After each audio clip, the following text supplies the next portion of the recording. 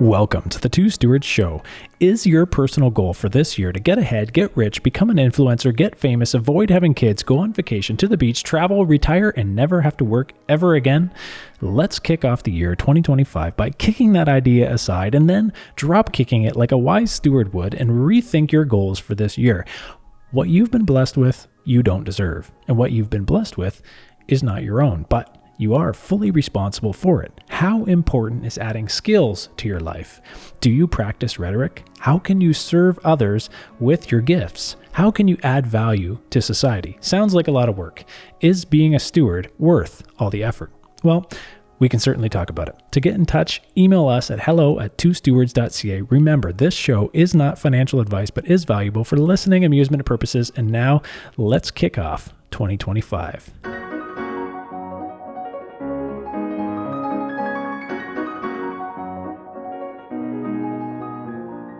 Hello, welcome to the Two Stewards Show. My name is Mark, and I'm here with Brent. Hi, Mark. For a special New Year's edition.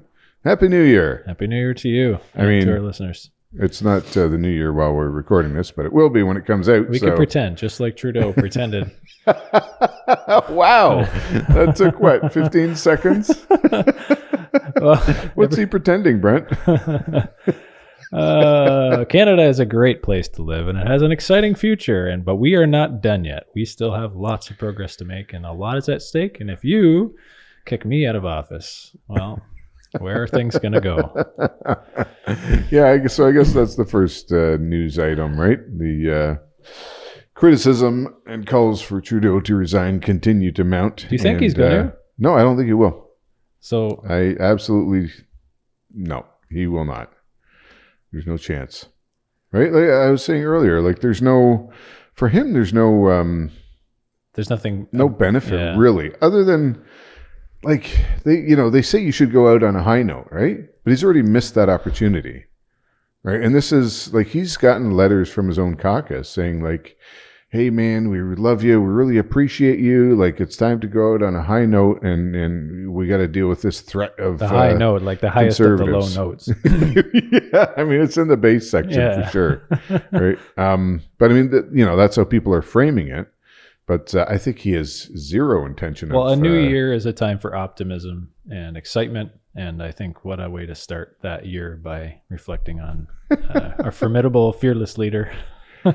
Oh man, I mean, yeah, we must respect the government, Mark. Well, yeah, we must, but at the same time, I mean, we got to use our brains, right? And we have a democracy. That's the system we've been given. Yeah. So we can use that and call for truth. Yeah, exactly. Right. If we're in a bad place, then we can admit that. And so I think it's time to admit it. Just when you think Trudeau is gone for good, he puts out a statement about he is the only one who can lead Canada. It's like waking up in a cold sweat from a nightmare only to realize you're still in a nightmare. Well, I mean, it is part of a playbook, right? Yeah. Where you just ignore, and forge on, move ahead. And hopefully reality changes with you. Well, I mean, that has worked for some people, right? Because you never know what could happen, right? Yeah. Could there be a scandal on the conservative side or somewhere else, right? Maybe. At this point, he's got nothing to lose. There's no high note to go out on. So you might as well just keep it up. And, who knows if he'll prorogue Parliament. He may, because, the calls for a non-confidence vote keep on coming, and Jagmeet Singh has said, no, this time I really mean it.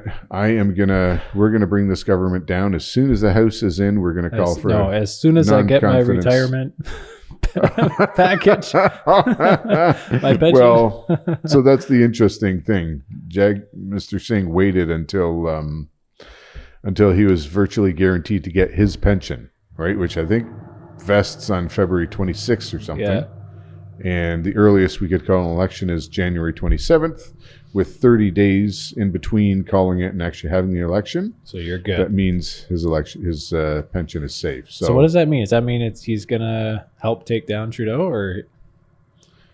Oh, who knows? He's also said this a bunch of times, like that's it, right? Yeah. He's called for Trudeau to resign, et cetera, et cetera. They've ripped up the supply and confidence agreement, right? He's like, it's ripped up. We didn't actually see him rip it up, but digitally ripped up. Yeah, virtually. So, yeah, who knows, right? There's even now signs within the NDP caucus of a revolt where they're saying, like, no, we're not going to support the Conservatives in a non-confidence motion. So, I think we're just headed for a regularly scheduled election, and because without the NDP, the Conservatives can't force, right? They can do motion after motion after motion, and they've got some tricks up their sleeve to force a non-confidence vote, but I don't see it happening.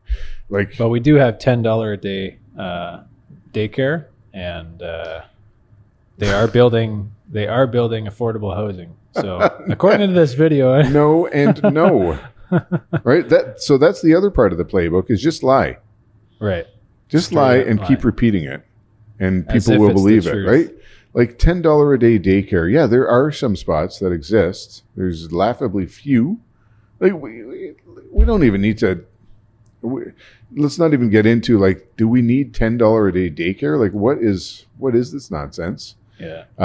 But just as far as what they're saying, there's some, but it's laughably.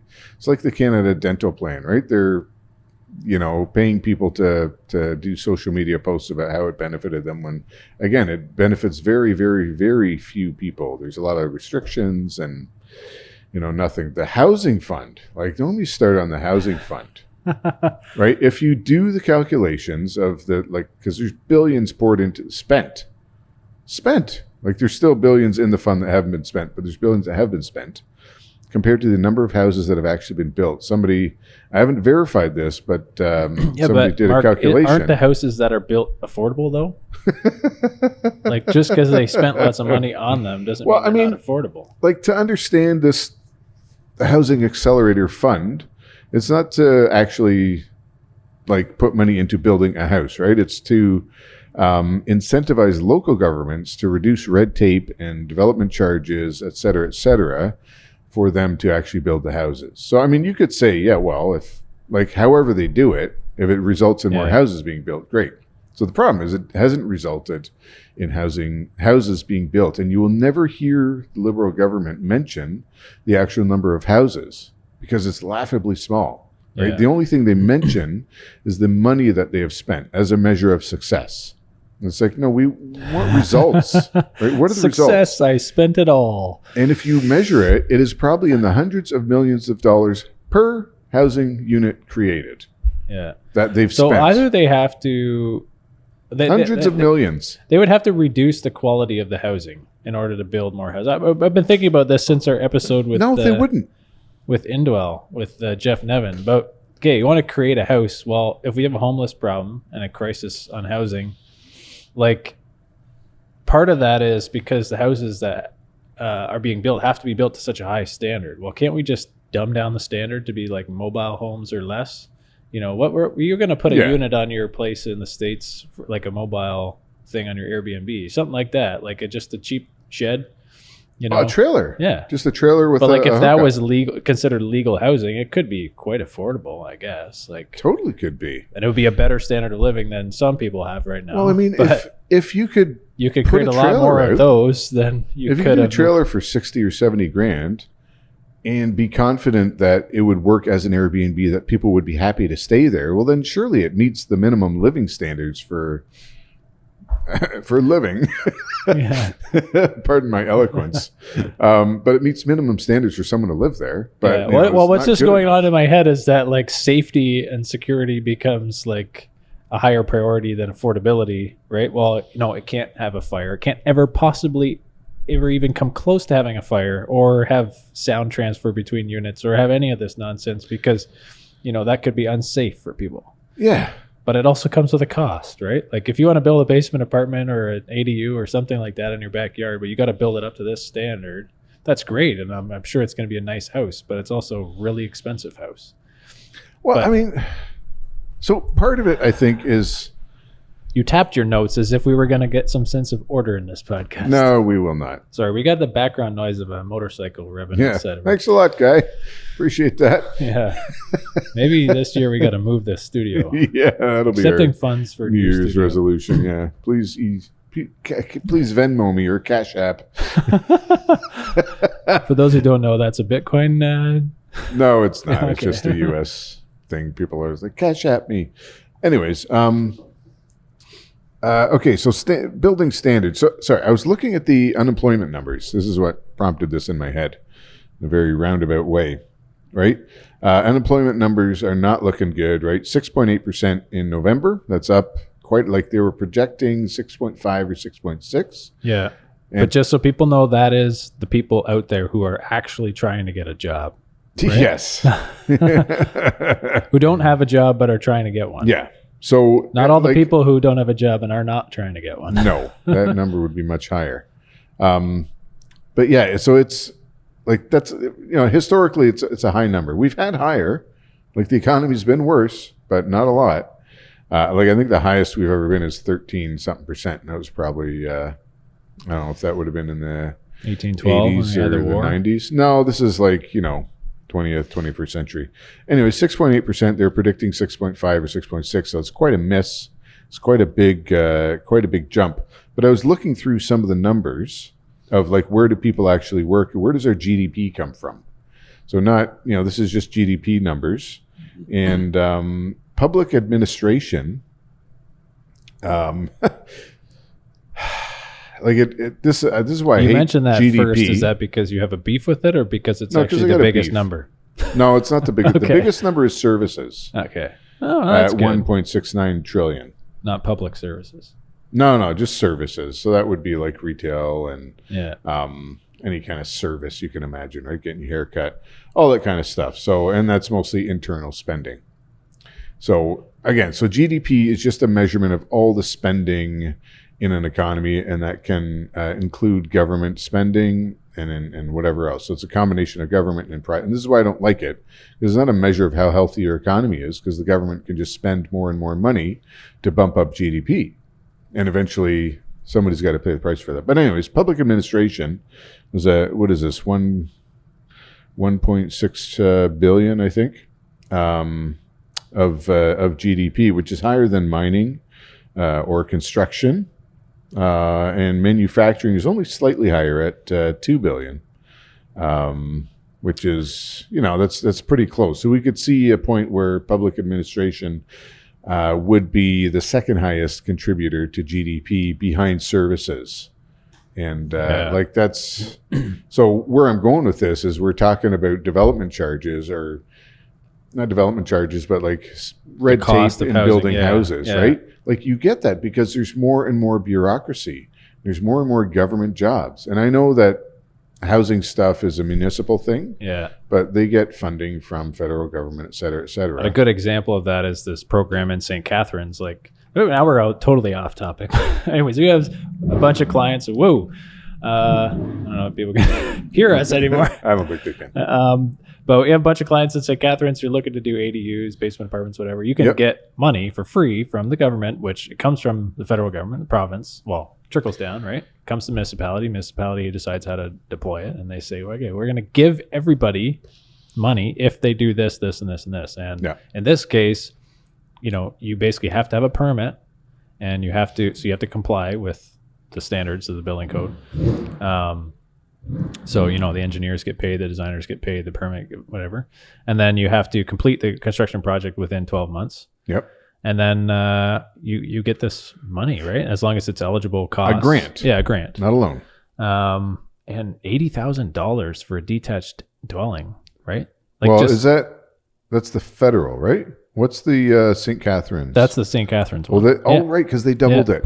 They increased the amount that you would get be eligible for.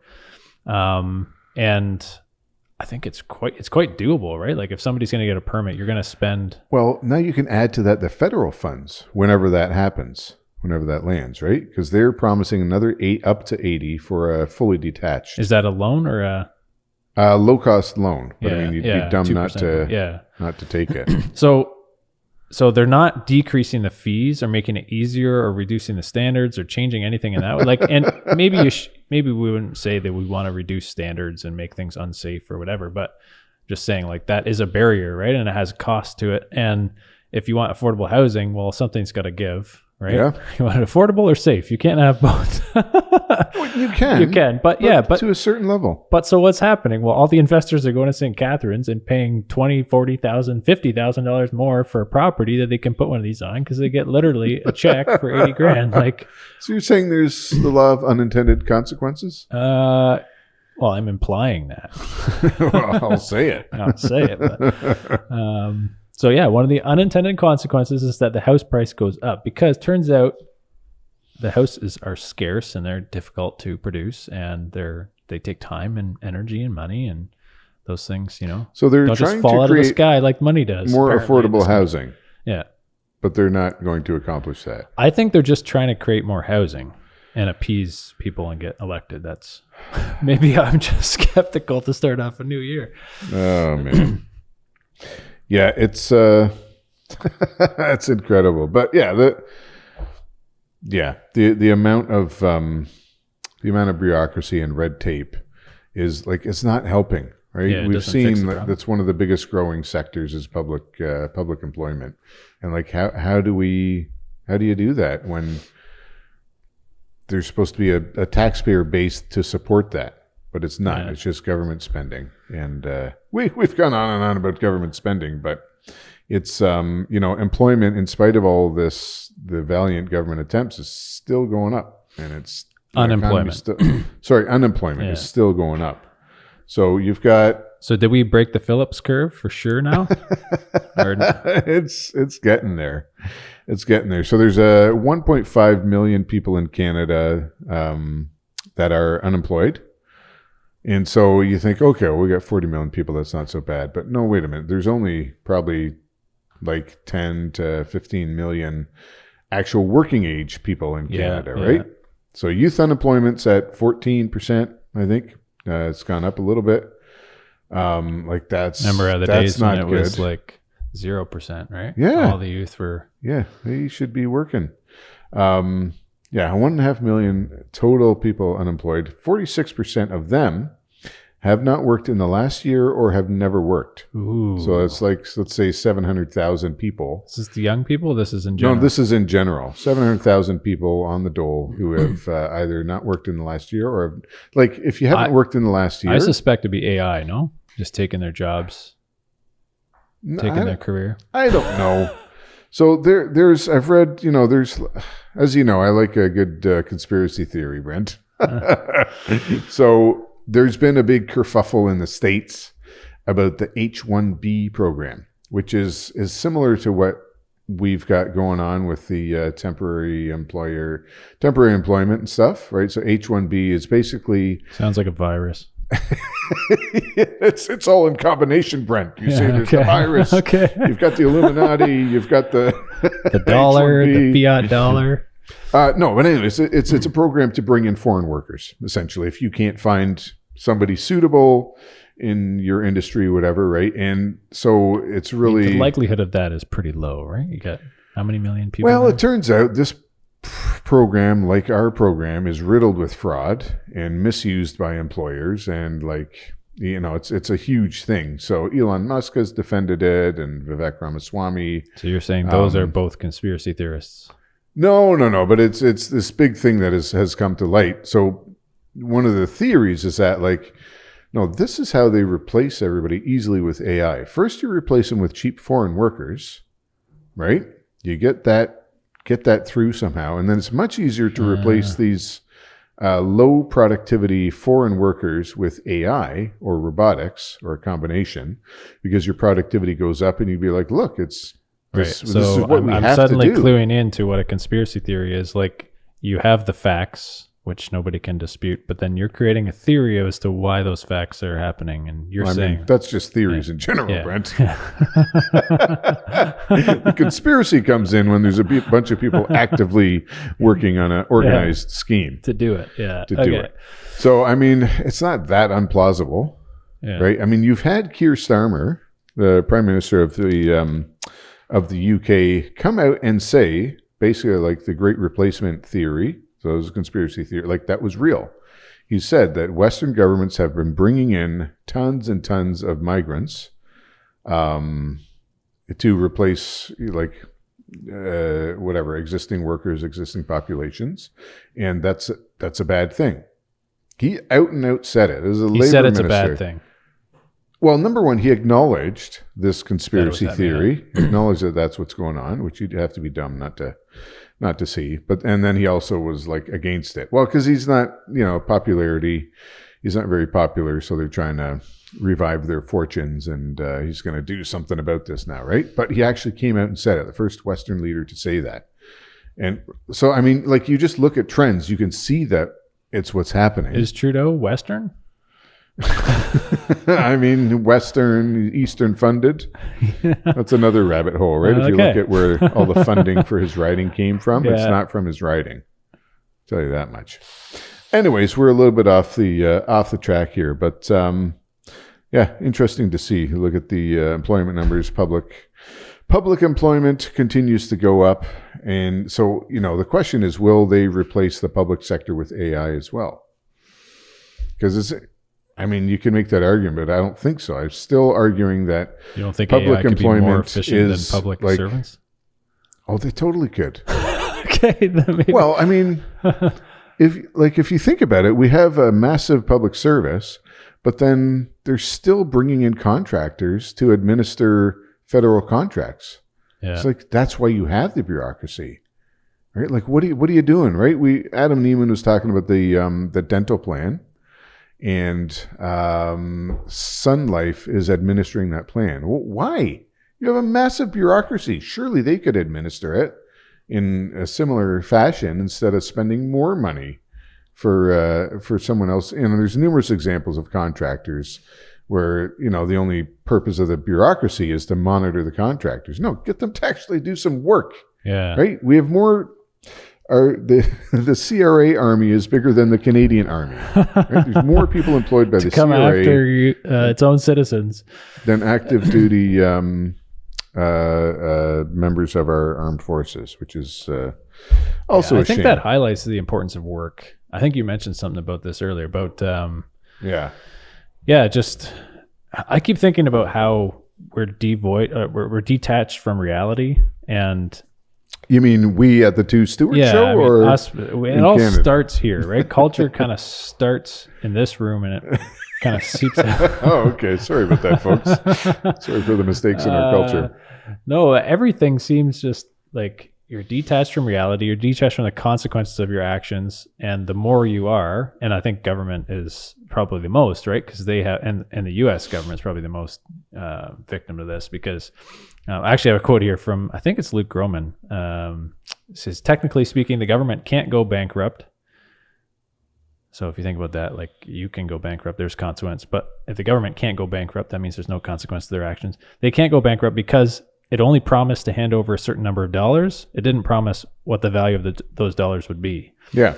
Right. So because they've taken control of creating money, they can just push the consequences of any action or dumb spending or whatever administration or red tape costs that we're talking about into the future, into the hands of the next generation, or minimize it by making more money to cover over top of it.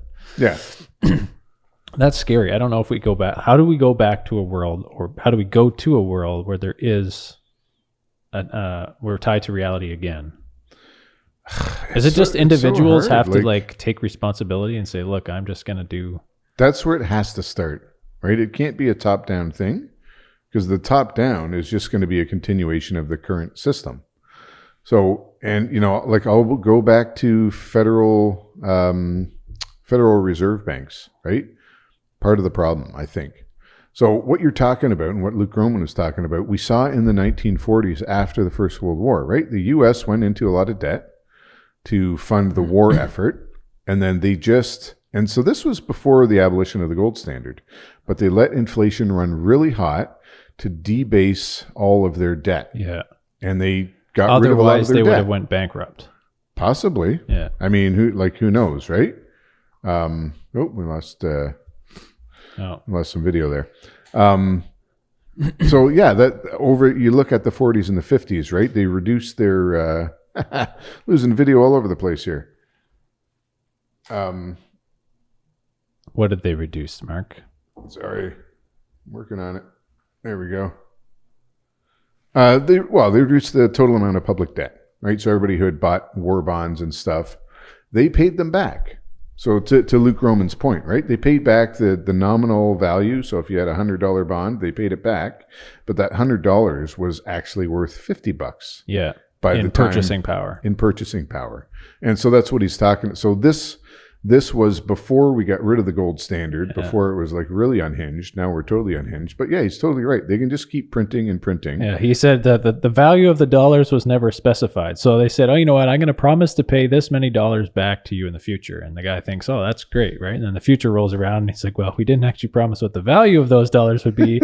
And, the government could just print enough to render the dollars nearly worthless. So if they just 10x the money supply and then here's your dollars back. It's like, oh, thanks. I saw an example on, I think it was on Twitter, where somebody was like, in the 1920s or something, here or whenever they had minimum wage, or here was the going wage, and it was like 6 silver quarters, 95% silver, and now the minimum wage is whatever, but prices are crazy. And somebody pointed out, like today, those 6 silver, 95% silver quarters are worth $38. So if that was an hour's wage back then, and this is what these same things are worth, I think the problem is with our money. Yeah. Not with anything else. Was that minimum wage? Yeah, I don't. Back then, they wouldn't have had a minimum wage. That was the actual wage. But it just shows you have a beef with minimum wage too, don't you? I mean, I got a beef with a lot of things, Brent. There's not enough time in the world. There's not enough beef out there. We'll leave that one for now. But anyways, you're talking Luke Roman and the. Yeah, but in effect, to wrap up his quote, in effect, this is the same as the government going bankrupt. So there is consequences. Like what he's kind of basically suggesting is that the government is bankrupt.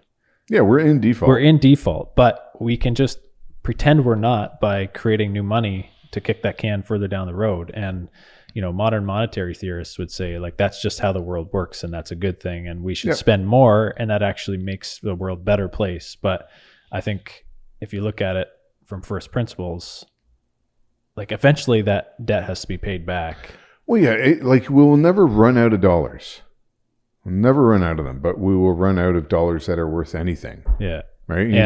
Because the money system is a confidence game. If you lose confidence in those dollars before, right, before they're worth nothing, right? Because if the people just didn't have confidence in it right now, it would fall apart. Yeah. If they didn't actually keep buying government bonds. Because that's an element of trust, right? Saying, I'm going to buy these U.S. bonds because I believe that they're going to be paid back. I believe there's value there. Yeah. There's some value, right? Because the GDP of the there is people in the U.S. producing things and there's something there. Yeah. Yeah. But it's so interesting, right? You look at Ontario manufacturing is down quite a bit. I didn't really think Ontario manufacturing was interesting, but... I mean, you know what, Brent? I'm sure a lot of people. That's what makes me different from a lot of people. Yeah, okay. No, but but what makes that's your what unique makes a country? Value proposition. No, where do you get value in a country? Right? You have to produce value. We just had a sermon yesterday about work, and for those who don't know what a sermon is, this is this is what church. I do every time I go on a rant on the podcast. No, the pastor delivered a message yesterday, a sermon, on the value of work. And, the conclusion was, and I won't do it justice here, but work is good. Man was created to work. So don't just be lazy and sit around and do nothing. That's preposterous, Mark. You can't say that. We were created to sit on a beach. Well, it's the whole, hedonism and the pursuit of happiness, right? The ideal life which is tied to what you're talking about, and just sit around and enjoy yourself, right? And then the second conclusion, I think, was when you do work, add value. Don't do useless work, right? Because that exists too. You have to add value. So if you think of, you're talking about the U.S. still has some value because they do stuff. I just look at Canada, right? Well, because the U.S. came to power through manufacturing. That was, after the Second World War, they were a huge manufacturing powerhouse. A lot of that got shifted offshore, and that's really devalued them. And into I think the garbage patch in the ocean? Or? Yes. Well, first it went to other nations, and then all of that went into the rivers and the ocean. Nice. No, but I mean, like what we need is more manufacturing and more natural resource production. And if you look at, Ontario used to be a manufacturing powerhouse, not so much anymore. We're a needy province, and we need more manufacturing. The States does too, but forget about the States. How about Canada? We need more manufacturing. How do we do that, right? And we need more oil and gas production. And that's at least one way to, I don't think we can get out of the default situation, but let's position ourselves in such a way that, if our dollar ever does default, then we have a base to work off. And to me, I think that's petroleum products, right? Maybe we just have a petrodollar, Canadian petrodollar. But if you actually have, we are ideally situated, I think, because we have such a vast wealth of natural resources that if we have to wipe the slate clean, fine, we'll do that. But we can be ready to go to provide the world with what it needs for oil, for natural gas, for lumber, all kinds of minerals. I vote for power. Mark. That's the most optimistic thing I've ever heard you say on this podcast. You can contribute to my campaign at. No, I'm no, not. You're just a dictator. You don't need to. I would be. I would be. I'd vote for me, but I'm going to change the government, and I'm just going to be a benevolent dictator. Okay, and hopefully my ideas work out. Hopefully you add value to. No, but you're just talking about a government printing worthless dollars and devaluing everything, right? There is still value, and that's in the world that God created, and let's use that. And that's a stewardship perspective too, right? If you have money, what should you do with it? And I just get, it's so sad when people hold dollars and then they don't know that this is happening. Yeah. Right. And then the value of those dollars just gets stripped away through inflation. Yeah. Was that a book? Were you reading a book, or was that, we should talk about some of the books you're reading too. No, but about the stewardship, how that's not just, your idea was, it's not just you receive some money and then you have to do stuff with it, but it's more of it sounds like what you're describing is a relationship. Yeah, so I did read some books over the holidays. Faith-Driven Entrepreneur. This is Henry Katzner, J.D. Greer, and Chip Ingram. Oh, so J.D. Greer too? Yeah, I don't know these guys too well, but they got nice pictures in the back. He's a mega church pastor in the South. So anyways, I underlined a couple things in this book. Oh, well. Yeah. Was that more than you? I didn't read that book. But there was an interesting story that kind of got my eye where he was describing how he was a pastor in a church, and this old man in the church. He's like a kooky, weird kind of guy, and it's like, okay, I never thought really could have a relationship with this guy. Anyways, he kind of wrote him off. It's like, this weird guy, and then this guy invited him for lunch. And so he went down to to his business where he works. It's like some top floor of some building downtown. He's an accountant. He's an accountant? Yeah. Did he tell him that he did the write-off wrong? A little accounting joke there. Carry on. So anyways, he ended up basically telling him, look, I have this desire to help people, and you are the guy who's kind of out there in the world, interacting with these people. I'm going to give you money that you are going to deploy for me, right? And basically be my eyes and ears to help them as God gives you direction. So he took that seriously, and then the guy gave him, in this book it says $5,000. I don't know if it was $5,000 one time or multiple times or whatever, but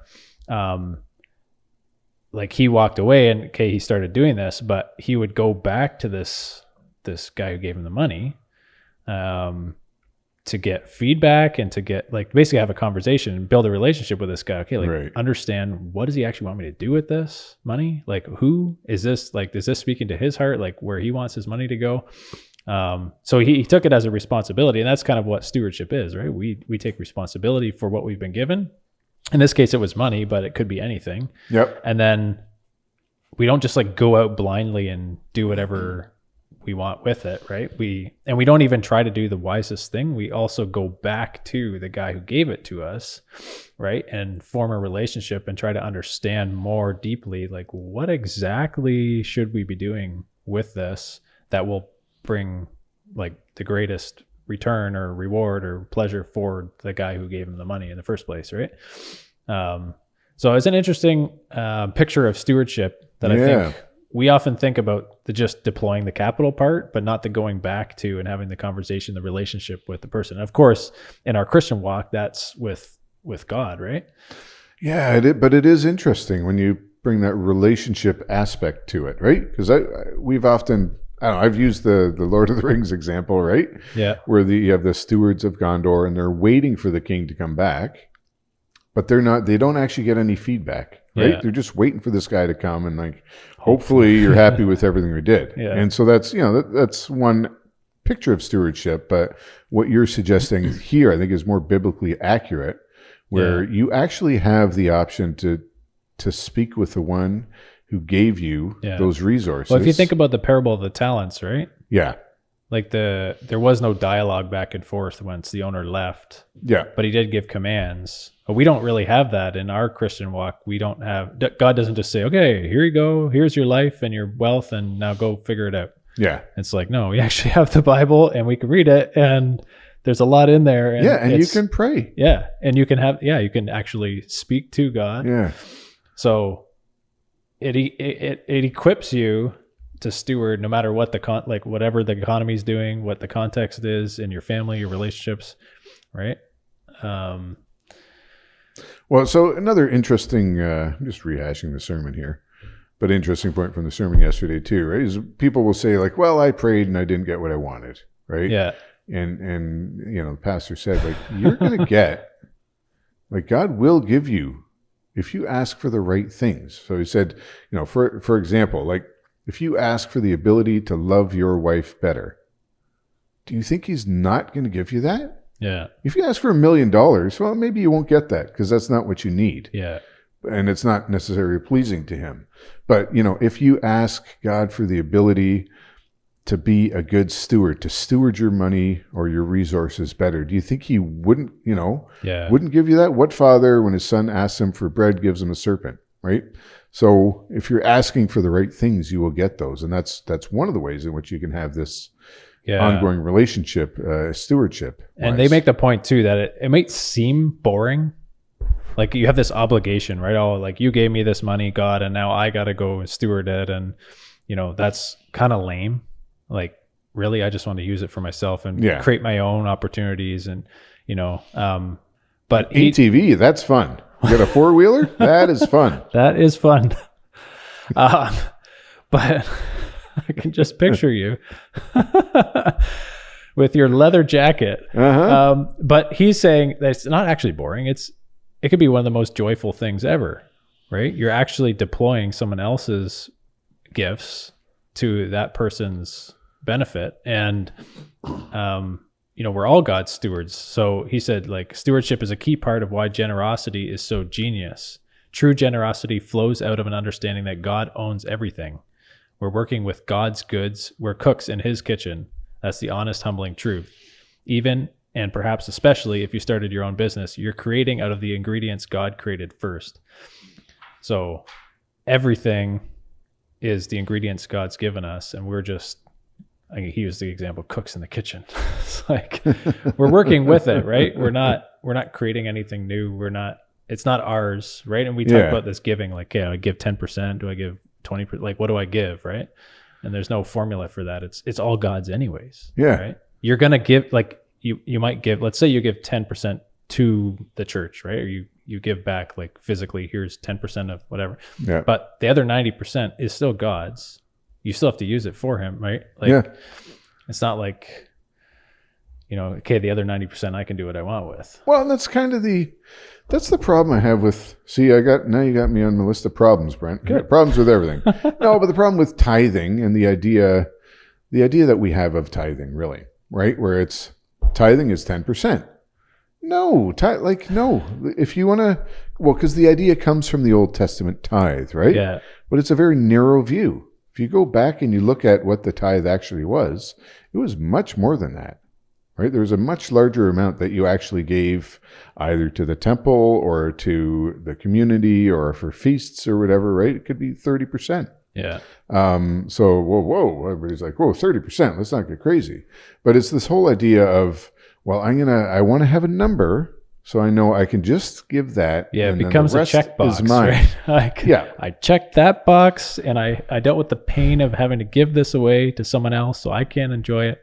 And yeah, you will have people, and like, not condemning this outright, but people would send in a check with where you could do the math and figure out this is actually 10% of that paycheck because it's down to like the penny, right? And it's like, on one hand, okay, you're being very scrupulous and what, like, good for you, but like, that's not really the point, right? Yeah. Give, and maybe that's what you can give, whatever, but like, it's your first fruits. So, like I said, I can't condemn it, but I want to say, like, let's not be so legalistic to be like, that's what I got to give, and that's all, and that's it, right? Because like, where is the joy in that as well? And is it really your first fruits? And then, like, just thinking of giving, right? And how do you have joy? We talk a lot about like the homeless problem, et cetera, right? If every person in the church just found like one person that needed some help, yeah, right? And like we've done this. I can't support. That's a lot of people.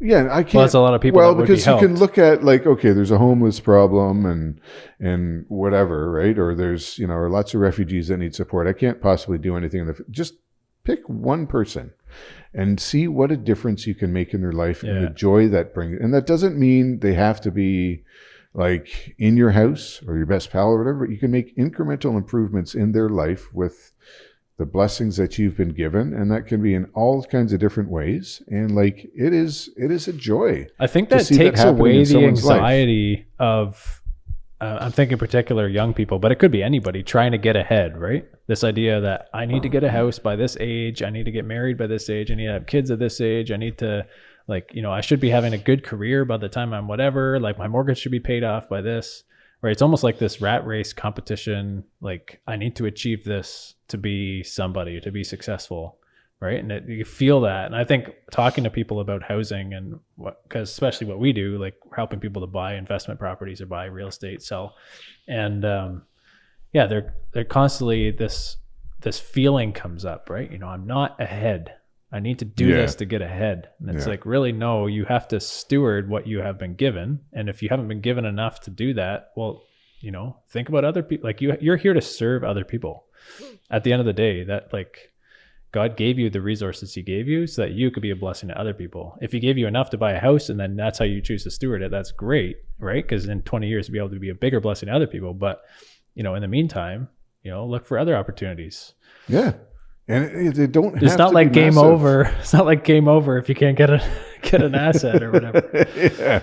Well, like, so it's, end of the year, doing a lot of reflection. And I'm like I'm personally, like, I think like I'm 20 years behind probably a lot of my peers. So I made, some not great choices in my life and whatever. And so now I've got a young family, but like I'm an older guy. Yeah. Right. And, just thinking in terms of investments and how many properties we have and business and the progression of a business. We started new businesses and stuff. Like, where should I be? And your worldly identity. Yeah, exactly. And I'm like, what? No, what? Then I look at spiritual growth and I'm like, okay, so I'm also probably behind where I could have been had I applied myself when I was younger. Yeah. But like, whatever. I'm happy, and we're not we're not rich or wealthy, but like in other aspects, we're so rich and wealthy, and we're so like we're blessed and we're happy, and we're able to bless other people. Not a lot of other people, but some. And like, what more do you need, really? Yeah, you just have to look at people who, in the eyes of the world, are successful, right? Yeah. Like, hey, I'm on the beach and wherever, and it's like really their life is void of meaning. Like there's nothing of great consequence there or eternal significance, right? And that is sad, right? Like you can enjoy the things of this life and then not have a future life. If you trade that, you give up your soul, right? That's what the Bible says. Yeah. I mean, yeah. So people will say like, oh, you should not compare yourself to other people, right? And, but I don't compare myself to those people. And like, I think that's wrong. I think you should. I think comparison, I mean, again, I'm reading comparison breeds success. I think so. Like I'm reading through. I just made that up. Plutarch. Okay. It's a quotable quote from Brent Vanderwood. Write it down. It can. Right? People are saying, "Oh, it's so dispiriting," and there's always someone who is also more successful. Comparison breeds despair. That's my other quote. Okay, they go hand in hand. It's like a proverb. Okay, perfect, Brent. Deep thoughts by Brent Vanderwood. No, it can, and that's why people say, "No, don't compare yourself to others." I'm like, no, if you really, and look, I'm just talking to the men. Okay, like women, children, whatever. But no, have some people that you compare yourself to.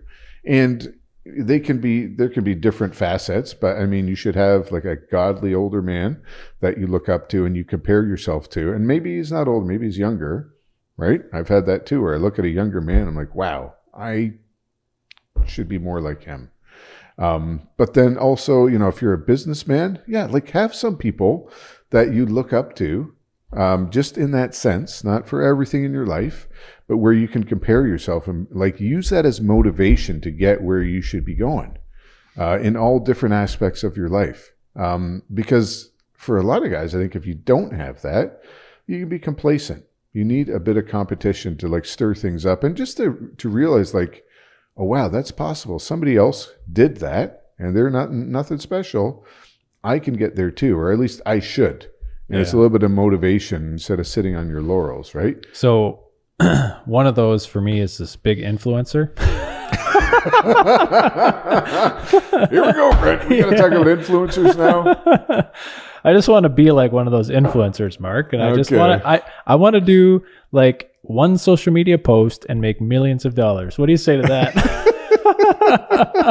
Okay, so this story kind of comes out like I had a conversation with someone the other day as a tenant of mine, and it was excellent conversation, and somebody who doesn't believe in God, but we had a very deep conversation about his faith and his kind of beliefs. And one of the things that's been troubling is, I guess his girlfriend has been kind of attracted by doing these sales stuff for an influencer on social media. And it was kind of like one of these programs where you get in and then, you make a sale for them, but then they get like 85% of the whole thing. And then you get a smaller piece, right? Right. You have the potential to grow. And then all the stories of these people are like, I did this and I became like, $50,000 a month of income. And, and it's almost like the easy money printing idea or this fiat idea we talk about all the time, where you want to do nothing and make tons of money. Yeah. So you want to have this lifestyle, you want to have no responsibilities, but you want to do that with the least effort possible and look great doing it. And it's just, I look at it, I'm like, hey, there could be something here. Like, I didn't know the value. I didn't know anything of this, but I just know like, okay, you have an education, you're smart, you have a very successful, good paying job right now, and you're giving that all up for like kind of a hope and a dream. Basically, what you want to do is take your future, which is pretty sure right now. Like if you just keep working and saving and whatever, you're going to have some money and you can do these vacations if you want, right? Like, but you're going to trade that for trying to instantly gratify your desire. Like I want to go on the vacation now. Yes. And I don't want to do any of the work. So if I can just do this quick phone call and make a deal, and it's going to be not happening for them. That's my January 1st brain trying to figure out how to say this politely. Well, and it's so ephemeral too, right? Just in practical terms, being an influencer, right? You rise to the top quickly and you drop just as quickly because there's somebody waiting to take your place. Yeah.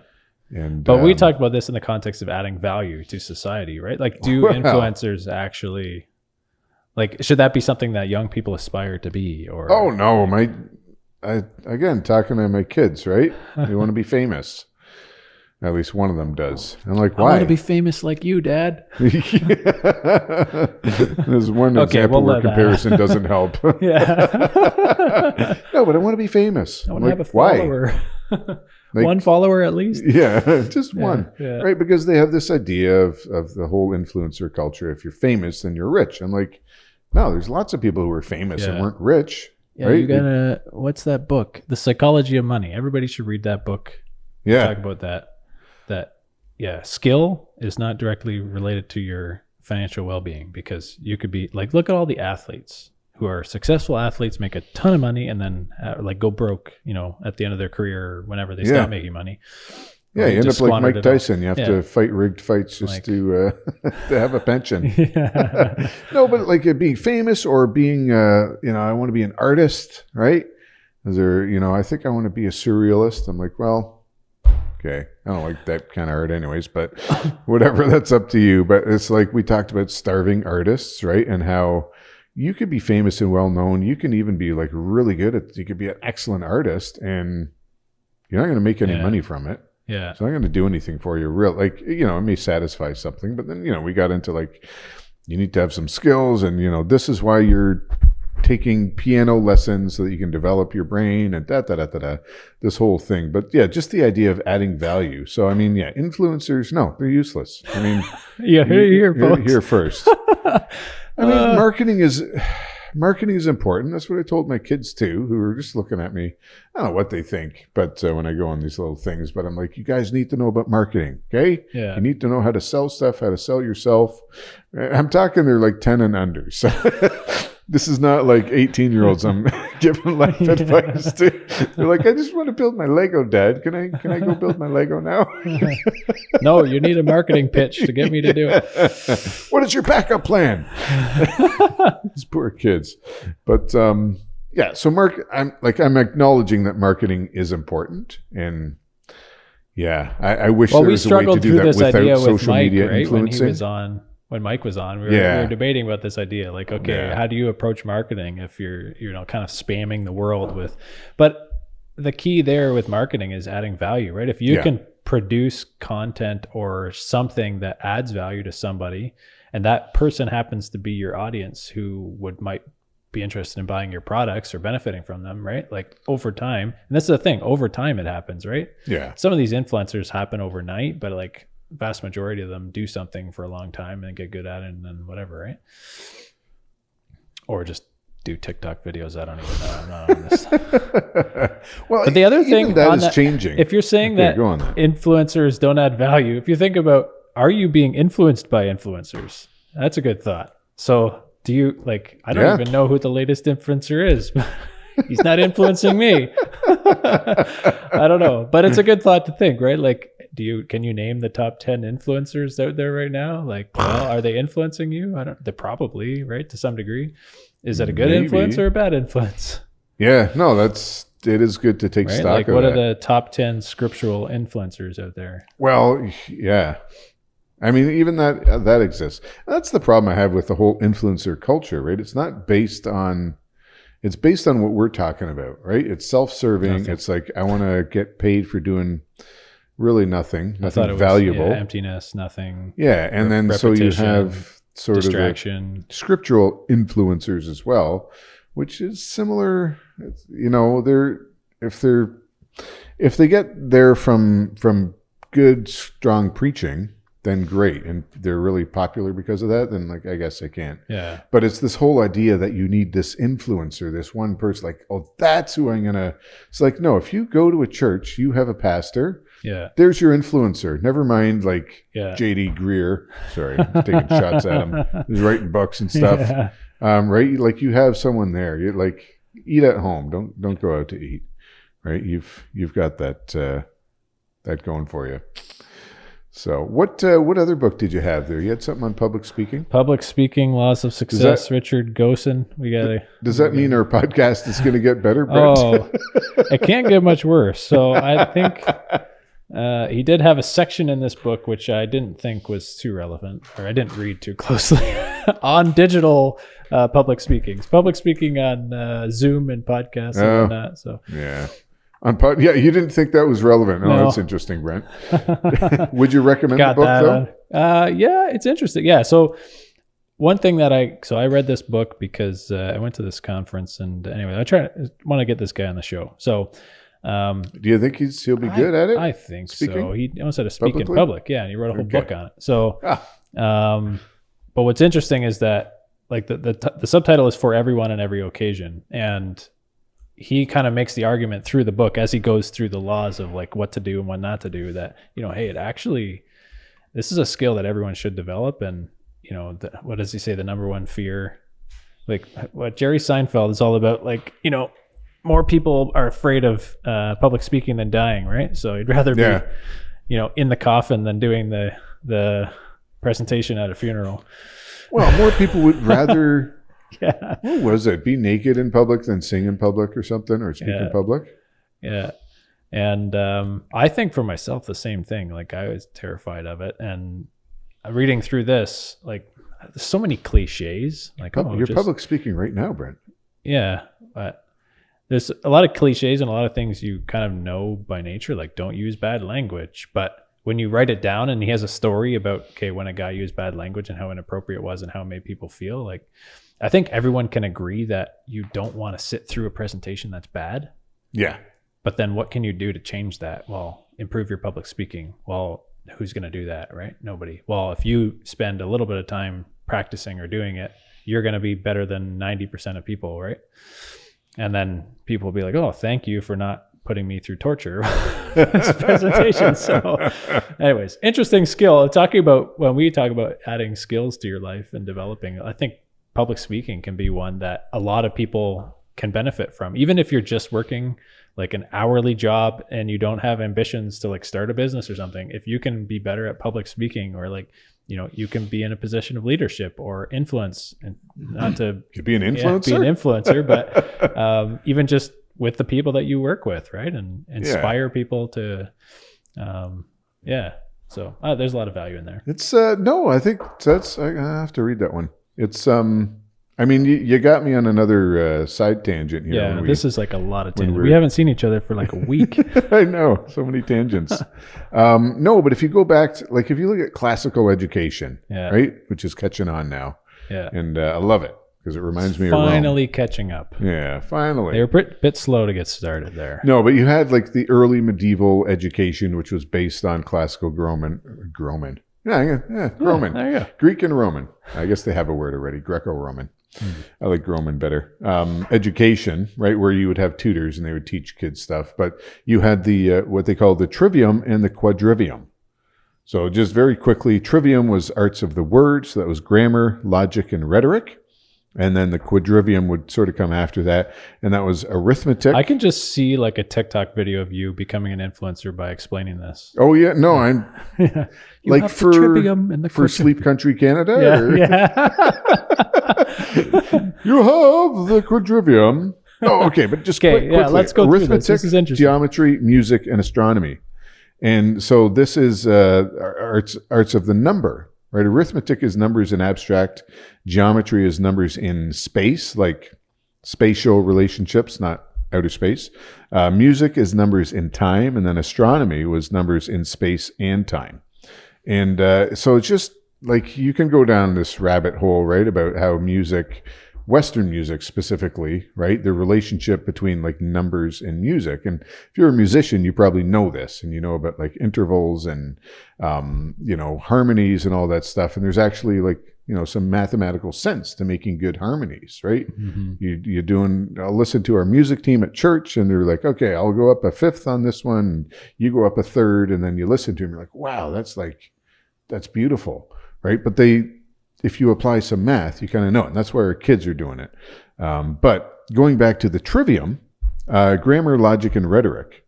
So that's interesting. They taught kids this, right? And so especially the elite in like the Roman Republic, which I'm doing a deep dive on now. Like if you were part of the elite, this was definitely part of your education. You learned how to speak in public. Yeah. And not just how to speak in public, clearly, but how to make convincing arguments as well.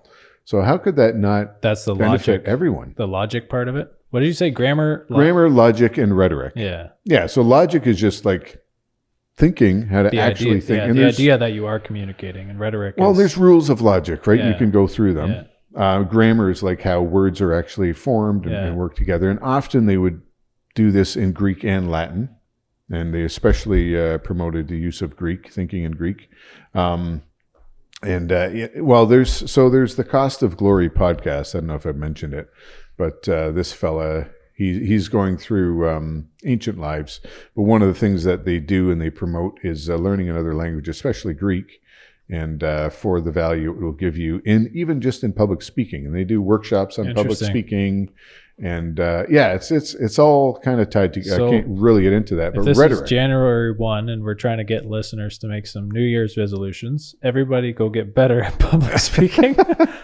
I don't know. It can't make the world a worse place, I guess. No, well, it's part Trudeau's of marketing. Pretty good at.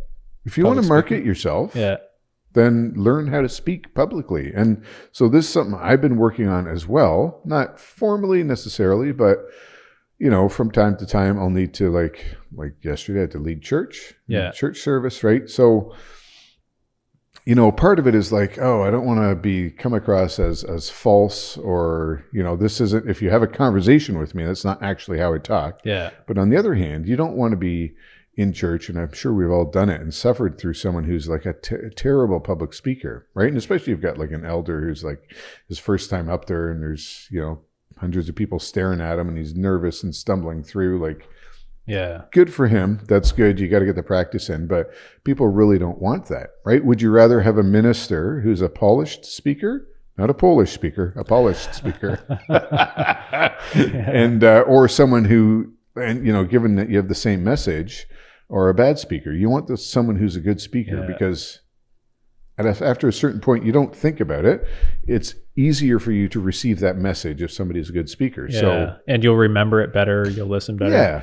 So there is a benefit, and that's part of like adding value, I think. Yeah. Right. Take resources that you've been given. If one of those is speaking, then use that and get better at it, and then bring value through the spoken word.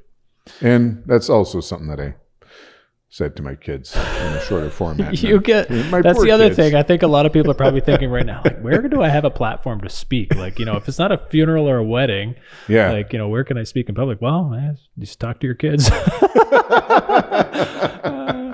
Talk to yourself in the mirror. Well, talk to your kids, but then you encourage them to also talk to you.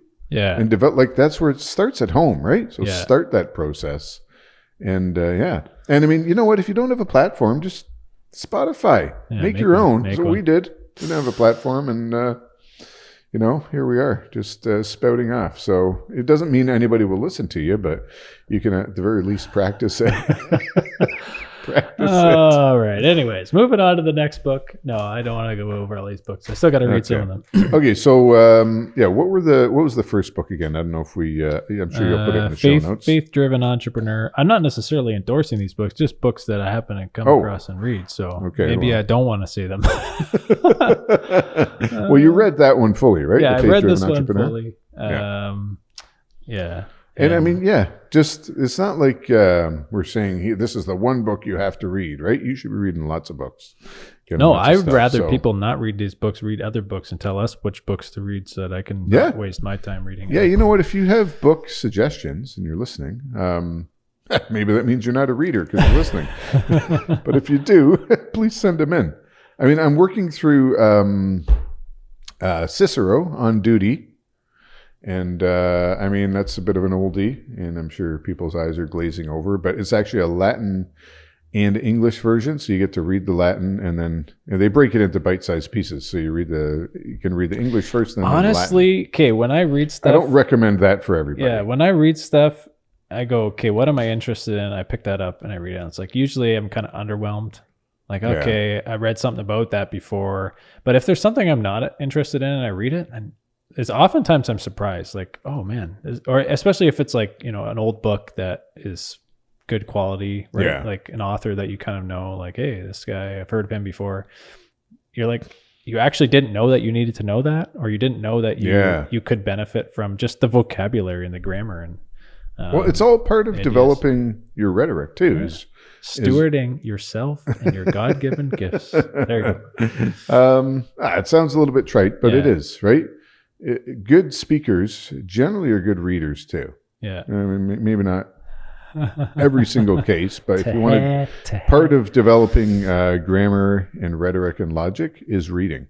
Yeah. So one way to kind of sum this up is that, God gives you these gifts, these talents, and including in that is your ability to speak in public and whatever, but we can advance all these things.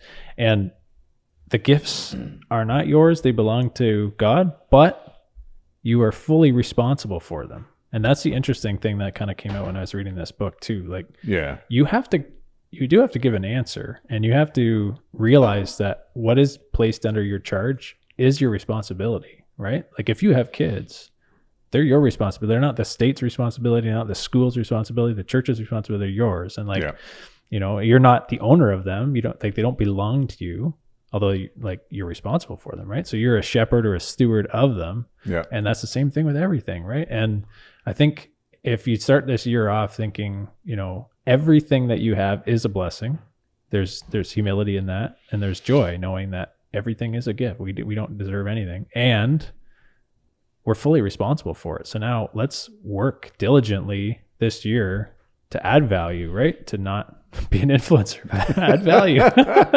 to do something with the gifts we've been given. And we'll see where we end the year up. But yeah, well, yeah, and I think you'll be walking down the street one day and be like, "That's a Two Stewards listener right there."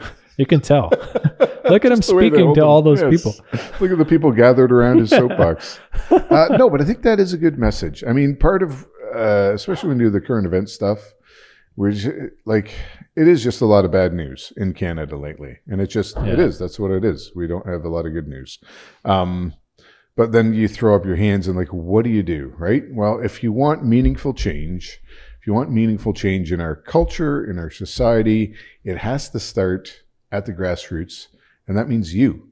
And maybe you think well, who can I influence or who can I add value to? You can add value and influence the people in your life. So if you have a family and you have children, well, that's a no-brainer. You've got people right there.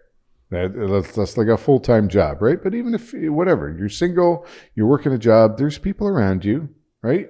You can influence them. You make yourself better. Just imagine if everybody in our society had a focus on, I'm going to make myself better for the benefit of other people, not to get rich, but just to benefit, what would our society look like? It certainly wouldn't be toast. To quote Elon Musk, America is toast. Oh, not avocado toast? No. Yeah. What would it look like? And what would the church look like as well if we all had that same attitude, right? I'm here to build everybody up and not just myself. That is one positive message on this podcast. Finally. It's a new year, right? Turn over a new leaf. Let's be positive. So, Awesome. Well, Happy New Year's, Brent. Happy New Year, Mark, and Happy listeners. New Year's to our listeners as well. I hope we enjoyed this year. I enjoyed this year. Did you enjoy this year, Brent? Yeah, so far so good. No, sorry, I meant 2024. Yeah. 2024 was great. 2024. We've enjoyed hosting the podcast. If you have suggestions, if you have book suggestions, please send them in. We'd love to get feedback. And have a blessed new year. And until next time, steward your wealth wisely. Thanks for listening to this episode of the Two Stewards Show. If you like my voice better, click subscribe. If you like my voice better, click share. If you like both, give us a 5-star rating. To learn more about the show, head on over to twostewards.ca and explore our free resources. To interact with the show, feel free to reach out at hello@twostewards.ca. We will see you in the next episode. In the meantime, steward your wealth wisely. Nailed it.